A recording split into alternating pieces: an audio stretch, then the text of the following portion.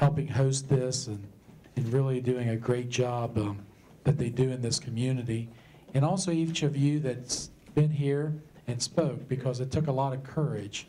The things you've revealed and shared with us really touched us. Well, I'm Kimberly Shrewsbury. I've been without heat for 3 weeks. The people I bought my property off of lied to me. I have to rewire the whole trailer. I mean, not the whole trailer, but the outside. I don't have the money to fix it. I feel like I'm letting my kids down. I can't cook, clean, wash clothes, or anything because I have no money to do this. I borrowed some money from a loan company to fix my car because I had a tie rod messed up. I can't go back and do that. I've literally went and begged them to help me. I've asked churches to help me. Nobody wouldn't do it. So I got a hold of this guy, Tim Stewart. He came in, brought his crew in. The girls dug the ditches, put the pole up, cement in. I still have no power. I've got to get a box from inside my trailer because it looked like it was melted inside the box. I have no money to buy that. I only get $1,300 a month. Take or give a few. I've got 3 kids in school. 1 works here, and I'm so proud of them. And I've never asked for help until now. My bones is deteriorating. I'm disabled. I can't walk like I should. I don't know what to do now. And we're eating sandwiches and fast food, and I can't do it anymore. I have no money. I don't know how I'm getting day by day. It's hard. It's hard to be a single mom. It's hard to take care of 3 teenage kids. I got 2 in high school, 1 works here. And I have no clue what I'm doing for tomorrow, for dinner. I came here to speak and get a meal because I have nothing to do at home. I sleep in a hospital bed. My daughter, she helps me. My sons helps me the best they can. They're only kids. My oldest one's 20. The next one is 17. She's 16. They can only do so much and go to school. And thank God they have not missed 1 day of school. They've been late 1 day. And I feel so helpless. And I'm disappointed in myself because I can't do any better. I really can't do any better. I have no help other than these kids came from other counties, states, and Sal's, Vicki, she's often to pick me up. You know, I feel like I'm sponging, I'm a bomb. I hope nobody treats me that way because I'm not. But if I can get some help from them, please do. And there's other people out there. There's a man and his two kids and wife. I just found out recently. They got burned out at Christmas. The church he went to refused to help him to get gifts for his little kids. And he's working on a house. He has no job. He's building a house on his own. We need help here. We really do. And if you guys can help us, please. We really need the help. My name is Tracy Kincaid, and I thank you for your time. I'm the owner and operator of School Street Schoolhouse. School Street Schoolhouse is a privately owned and operated school right here behind Sal's in the little annex building. And I open my school to all children, regardless of their race, national origin, educational abilities, or their finances, or their social status, because I believe that all children deserve to have an excellent education. I've been open since September the 10th. So far, I have put all of my own money into the school. I've tried to collect things from other people that have been generous and helped me. I do charge a small fee for the school, but I also try to get scholarships and sponsors for the children to come, because there's a lot of people in this county that would love to have an excellent education in a small environment, who need that small environment, but they just can't afford to come. So I'm here to ask if anyone could help me with getting scholarships for these children, any kind of help with taking them on field trips. I do what I can to bring people into the school. I've had the NASA Star Lab come. I've had Evening Under the Stars. We studied Native American mythology with them. We've also had the dinosaurs, real fossilized dinosaurs from NASA come. I have West Virginia Public Broadcasting come and have characters in for the children. And I also brought in a real pig for Charlotte's Web, just to show them that, it's bringing literature to life. Because I really, truly believe in a high-quality education. And I was a homeschool mom.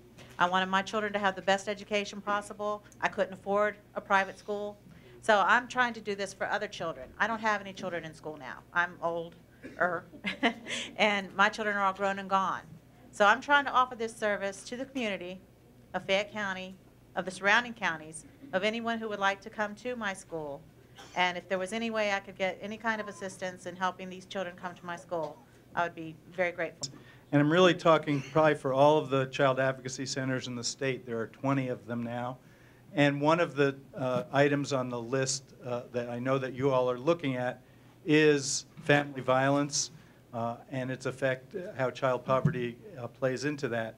Unfortunately, child advocacy centers working with kids who've been sexually abused and physically abused goes all across the economic scale. It's not just families who are in poverty that are affected, but clearly lots of families who are in poverty are affected by family violence, both domestic violence between the partners and child abuse in the family.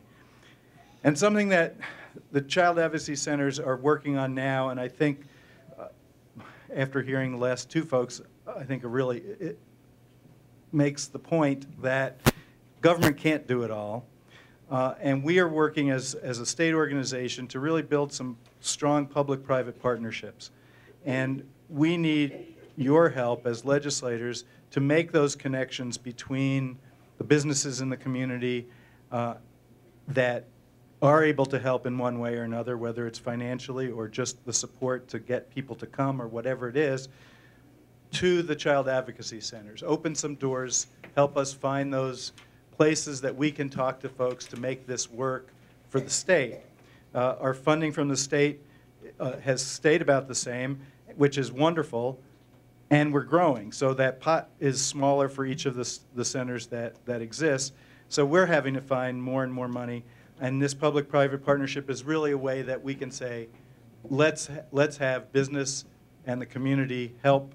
The state does incredible support for these programs, but we need that to broaden and bring business into this. So any way that you all can help us with that, and I know that you want to do that, but I want to just make that statement. All of the services that child advocacy centers provide are free to the families.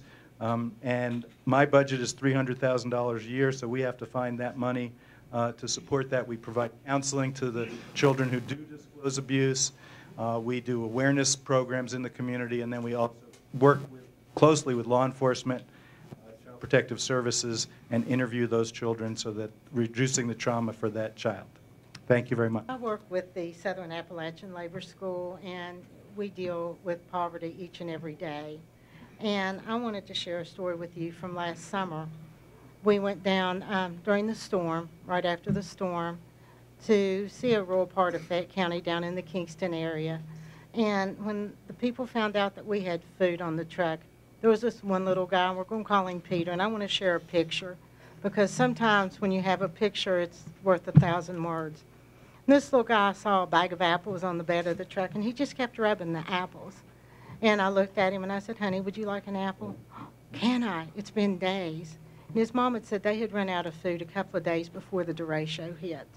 And, there was 3 kids, and they were all hungry, and it brought tears to my eyes. But maybe a picture will help you all, and thank you all for what you're trying to do. The problems that I see related to the Kincaid area are multitudinous. Many of them go back 60 years. With the attitudes of the educational system to those who live down 61 and in the hollers, or up here in Oak Hill, but on the wrong side of the track. In Page, the percentage of people working is very, very low. Most are disabled. Disabilities include drugs, alcohol, drugs and alcohol. Very few are actually physically disabled. I have lived in 26 homes in 5 states. This is the only place I have ever been where those who were actually disabled were not retrained. They just hand out Social Security checks. And that doesn't do anything except perpetuate their children doing the same. If you take someone who's broken a wrist or broken an arm or broken something, and you retrain them to do something that isn't in the mind, then you've got a productive human being. And that human being will make his own or her own children productive. But if all they do is get their check and spend it on drugs, I've been broken into 3 times, drugs and alcohol, or trading the SNAP benefits for sex and drugs. And that I see all the time. I had 2 teenagers with a 3rd one off and on. Lived with me for 1 year. They are not related to me at all, and they are not related to each other. I am disabled. I'm 74, a college grad, and I'm working. Yeah, there have been times where I didn't know if I was going to. But with my Social Security, because I had to quit before I got retirement. My husband died of cancer, so I've got a minor widow's pension and a stipend. And with that, I was feeding, clothing, paying the utilities, and anything that 2 to 3 teenagers needed while trying to keep my own house up and my car running. Nearly 1/3 of Fayette County school-age kids don't graduate. And the state doesn't have a clue what to do about it. And I know, you all are a state.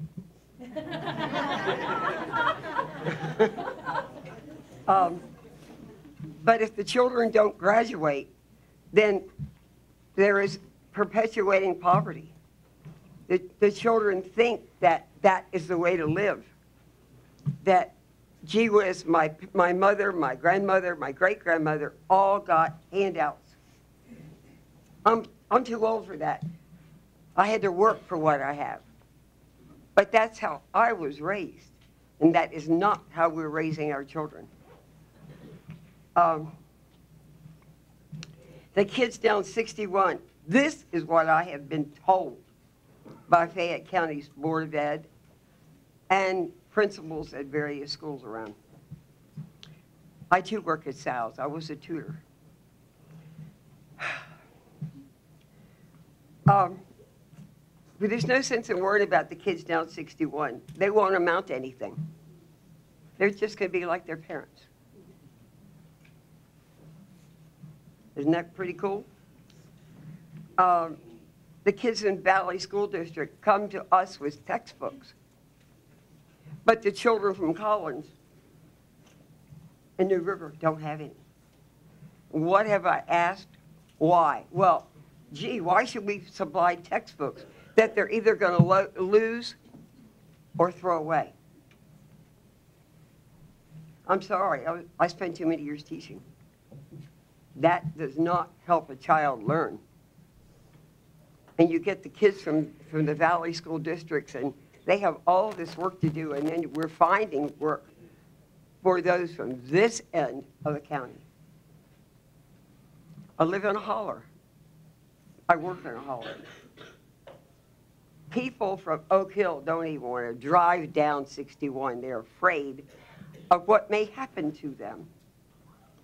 Yeah, our people rob each other, but they don't rob anybody else. And Senator Laird, you spent too many years as a sheriff. You know what I'm talking about.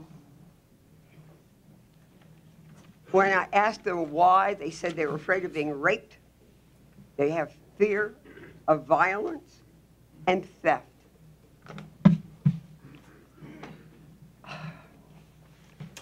A child reported to CPS about the situation at home. No food ever. I had fed them for a couple of years, about 3. No electricity. The water company had taken out the water. The gas company had taken out the meter. They were cooking, if they had food, on a Coleman propane stove in the kitchen.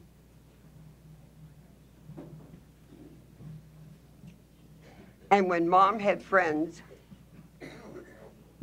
the kids came down and spent the night. Overall, what does that perpetuate?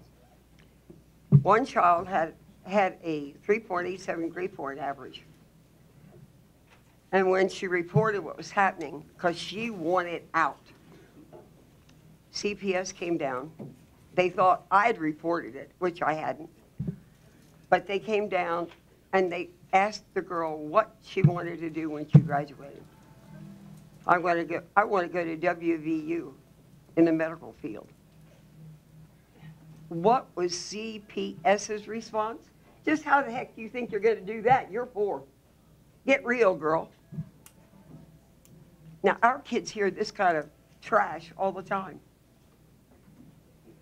And this is coming from our professionals, people with college degrees, at least they're supposed to have them, and masters.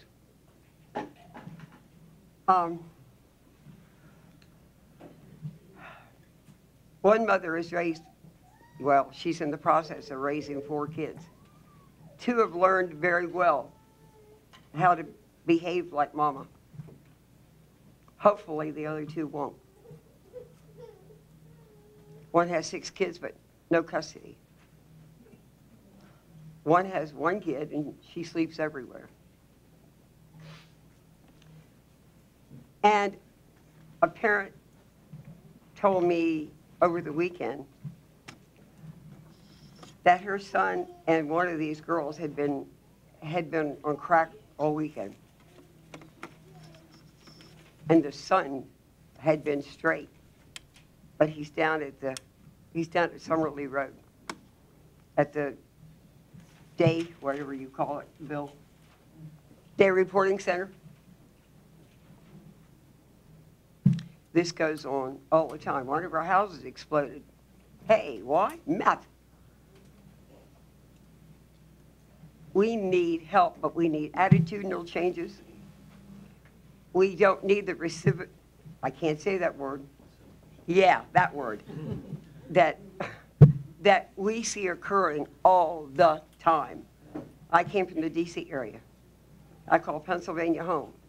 I've got 33 grandkids, 27 great-grands. And the attitude is quite different. We need help with these kids, and we need to change the attitudes throughout government, throughout the educational system, throughout CPS. And none of you, at least not as adults, have lived the way these kids do. You really don't know what it's like. But if I can have a scooter and I'm about to go into a wheelchair and still work, we can do something better for our adults rather than just declare they're disabled and let them get so depressed that they drink and drug and makes everything else worse. I think. Like the senator said, my name is Jacob Ivey. I'm the student body president at Oak Hill High School, but I'm speaking to you tonight as a concerned citizen. People will talk about, and already have, about much more pressing issues than this, but this is what affects me in the present and what affects all of us in the long run. I'm here to tell you that everyone needs sustenance. Sustenance is what allows us to do the things we love. Sustenance includes food, water, shelter. It's the basics for survival. Without sustenance, with a lack of sustenance, or with depleted sustenance, we are considered to live in poverty. When a member of society lives in poverty, they drain from the whole of society. So, is it not then our duty as a society to make sure the sustenance needs of our fellow man are met? Some call this charity, and others call it socialism. So how can we make it neither of those things and still refurbish our society? Education. Education is the most powerful tool we have for fighting poverty. Now, there are countless other ways to fall into poverty, and I'm not making light of those, but I'm here to talk about education and how education can prevent poverty. Current laws mandate that we be in school until the 12th grade. That means 13 years of state-sponsored education. Society pays for the student's education through taxes, but 13 years isn't cutting it. It hasn't cut it since the 19th century, and over the past 100 years, it has become more and more ingrained in our society that after high school, we are to go out and pursue higher education, whether that means college or a career in a technical career, so that we may have a better career than we would without it. While in secondary school, however, many students barely make it to graduation, so to make sure that these students continue on to higher education, there are several very worthy causes going on in schools, such as the after-school tutoring, which not only feeds the students as a third meal a day, but also allows educators to give students a more worthwhile experience outside of the classroom. But we all know that just retaining students through high school is not enough. Employers are looking for employees that have a college education or some other form of education, such as a trade school, under their belt. But regardless, you have to have a certificate that says you have completed such and such a degree.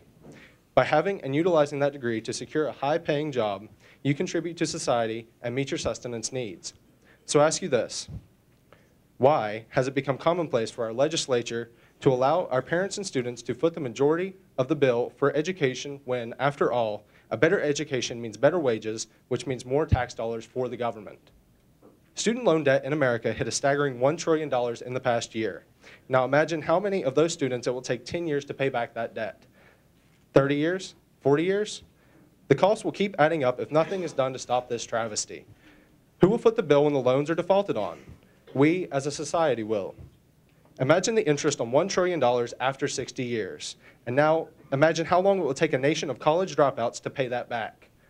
Now imagine how many future loans will not be given to future students because of the debt their parents acquired going to college.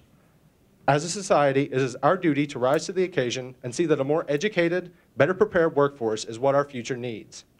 This is how we meet and maintain our sustenance needs and advance as a society. Our government, being the facilitators of the will of our people, of all people, should see that we are less as a society when we're uneducated or only partially educated. You have the ability to stop this. Our elected officials deal too much in backburner politics. You worry about more about a new prison being built for $200 million instead of building 10 new schools for the same amount of money, which would prevent students from ending up in those same prisons. But right now, today, you, our legislature, can ease the weight on our parents, and as a society, we have to pressure our legislature to continue retention programs in school, but also better incentivize higher education, whether that be college or a trade school. How do we do this?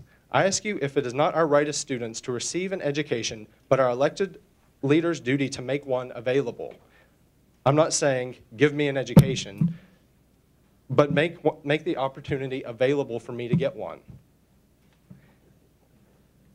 Programs like the Promise Scholarship cover a large portion of college financial needs, but it's not everything. It should be a larger portion of our needs. If a student needs $20,000 to attend a year of college courses, and you give him half that based on his merit, but he cannot afford the other half for whatever reason, he still cannot go and therefore falls on his parents and onto the back of society. So please, fight for raising the value of the scholarship. It's our duty as a society to see as many people as possible receive an education, but also make sure that education doesn't break the backs of the parents and students who will carry the weight. Thank you. My name is Charlene Newkirk, and I work for the SALS in the 21st Century of Newberry Health for the after-school program. My thing I want to talk about is the kids. I also used to work with the My House program. So that's working with from birth up to the kids to 12th grade. I was a stay-home mom, then I started working for Prime Time, then Starting Points, now the after-school program. But each year, our after-school program is getting less funding is because we are not getting money from y'all, I guess, but we want to keep our programs open because the kids, we get kids from Oak Hill and Valley schools. We're in the middle, we're up in a holler. A whole lot of the older people don't like to come up in the hollers because it's a holler. We're tight Benton family, as well as Mr. Larry know, we are very concerned about our kids. We're a person that wants the kids to be able to come to us if something happened in their homes or at school. We have kids that come from the school saying they're being bullied, so I'll call the principal and talk about that. But I want to be a person that they can come to talk about anything, because a whole lot of kids don't have parents they can't talk to. We need funds for more vans because we carry the kids back home. They come on the bus from each school. They get carried home on the vans through Sal's program. We don't have a lot of funding for gas and for the vans. We need more vans. We need computers because a whole lot of our kids are poor and they don't have computers at home. And in schools now, you have to have a computer for a lot of classes. They learn to use the computers in school, or what you could do when you get home. We have some of the kids that come from the Oak Hill schools that have homework on the CDs or DVDs, whichever. My kids always laugh because I always say it wrong. But I'm an older person. But we're concerned because we don't have enough computers to go around where they can bring their equipment there to be able to study with it. As far as food, we give them a snack and a meal. A whole lot of the kids were sneaking food home, like the young man said, because they wanted to carry food home because their brothers and sisters didn't have anything to eat after they got home, which we supposed to make sure that the kids eat whatever we give them. But how can you tell a kid you can't take that home when you know it's somebody's home that's in need? So we need more funding for food. We need more funding for computers. Field trips. I took the kids to the Capitol for the day of the legislator. And you take things for granted. The kids from Oak Hill, some younger kids, they were so happy they thought they was going out of state because they was crossing the bridge of Montgomery to the other side. And I'm like, this is just Montgomery Bridge, but we're from Montgomery, so it wasn't a big thing. But for kids that hadn't been from this end down on that end, it was a big thing. So we would like to take more field trips. And it seemed like every year the snow days has been preventing us to bring the kids to the day of the legislator. And that was a big thing for the kids to be able to come to. We would like to take them to different things as far as science and social study. We have some of the kids that go to social studies fair and do very well. But we also would like to get more funds for, we was trying to start this brown bag lunch, meal. We get donations from the Capital Resource, Dottie over there, help us a lot with the kids with clothes and different things. But we wanted to try a bag lunch where the kids could take home at the end of the week. And we teach them how to do little small things. So in case mom or dad's not there. A whole lot of them don't have a dad. I wasn't loud enough. Okay? Okay, a whole lot of them don't have a dad. Some of them don't have mom. Some of them have to fend for themselves. So we were trying to start a bag lunch program where we can start at the end. We go from Monday through Thursday. On Thursday, they can take this bag lunch or dinner home where they can have something to eat between Friday and Saturday. School, lunch, breakfast, and our meals serve a lot for the kids.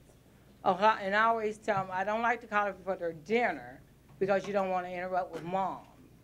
But a whole lot of them don't have moms to be able to have a meal. So we would like more funds, and we would like to ask y'all, please keep on giving funding for the after-school program, because it's just not an after-school program.